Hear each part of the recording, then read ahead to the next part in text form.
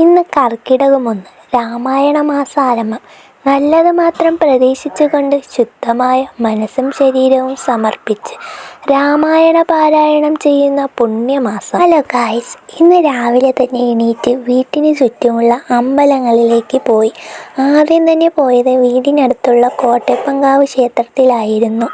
അവിടുന്ന് തൊഴുത് കൈനീട്ടവും വാങ്ങി കുറച്ചു നേരം അമ്പലത്തിലിരുന്ന ശേഷം നേരെ പോയത് അമ്മൻകോവിലിലായിരുന്നു. അവിടുന്ന് തൊഴുത് പ്രസാദവും വാങ്ങി നേരെ ശിവക്ഷേത്രത്തിലേക്ക് പോയി.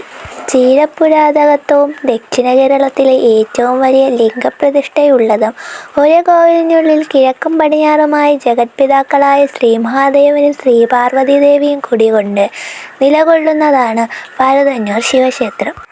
അങ്ങനെ മഹാദേവനെയും കണ്ട് നേരെ അമ്പലക്കുളത്തിലേക്ക് പോയി മീനുകൾക്ക് പൊരിയും വാങ്ങിക്കൊടുത്ത് ശേഷം വീട്ടിലേക്ക് പോയി. അപ്പോൾ ഇന്നത്തെ വീഡിയോ ഇത്രയേ ഉള്ളൂ.